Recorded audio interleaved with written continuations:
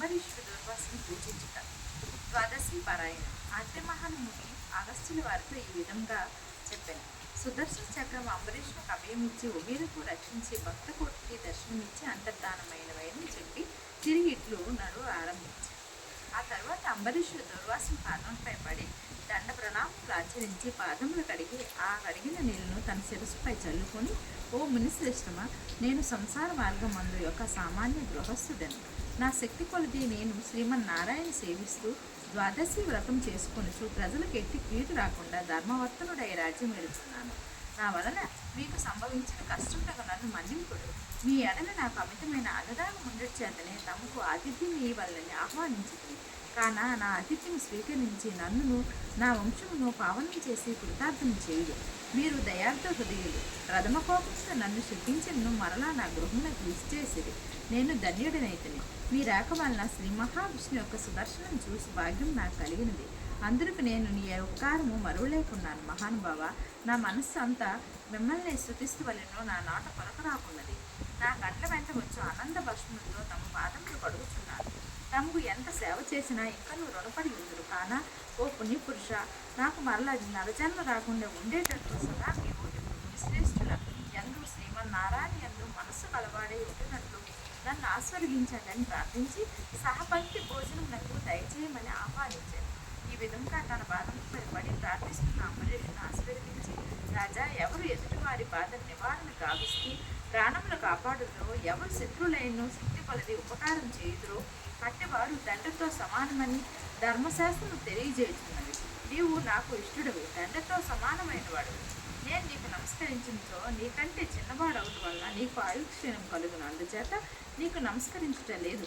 నీవు కోరిన ఈ స్వల్ప కోరికలు తప్పక నెరవేర్చదును. పవిత్ర ఏకాదశి వ్రతనిష్ఠుడు మగు నీకు మనస్తాపం కలుగు చేసినందుకు వెంటనే నేను తగిన ప్రాయశ్చిత్తం అనుభవించింది.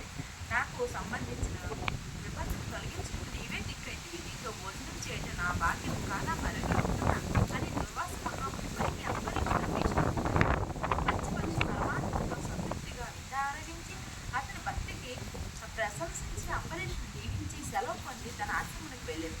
ఆ వృత్తాంతమంతి కార్తీక శుద్ధ ద్వాదశి దినమున జరిగింది. కానా ఓ అగస్త్య మహాముని, ద్వాదశి వ్రత ప్రభావం ఎంతటి మహత్యం కలదు గ్రహించింది కదా. ఆ దినమున విష్ణుమూర్తి క్షీరసాగరమందు శేషశయ్యపై నుండి లేచి ప్రసన్న మనస్కుడై ఉంటుంది కనుక ఆ రోజు అంతటికీ శ్రేష్ఠతనము మహిమయు కలిగినది.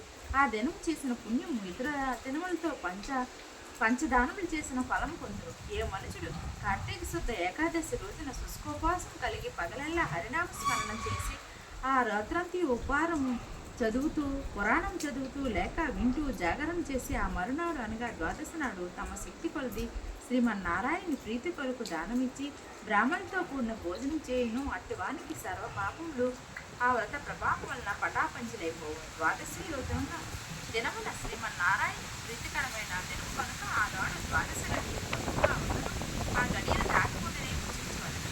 ఎవరైతే వైకుంఠంలో స్థిర నివాసం ఉండాలని కోరుకుంటారో అట్టి వారి ఏకాదశి వ్రతము ద్వాదశి రెండు చేయదు. ఏ ఒక్కటి విలువకూడదు. శ్రీహరి ప్రీతిపరమము కార్తీక శుద్ధ ద్వాదశి అన్ని విలువల ఎంత మాత్రం సంశయింపకూడదు. మరి చెట్టు విత్తనం చాలా చిన్నది అయినా అదే గొప్ప వృక్షమైన విధముగా కార్తీక మాసంలో నియమానుసారంగా చేసిన ఏ కొంచెం పుణ్యమైనను అది అవసాన కాలమున యమదూతల పాలు కానీయకూడదు.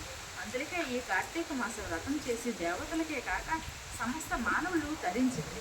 ఈ కథ ఎవరు చదివిదరో వినను సకల ఐశ్వర్యము సిద్ధించి సంతాన ప్రాప్తి కూడా కలుగును అని ఆద్య మహాముని అగస్త్యుని బోధించింది. 29వ రోజు పారాయణం సమాప్తం. ఓం నమః శివాయ.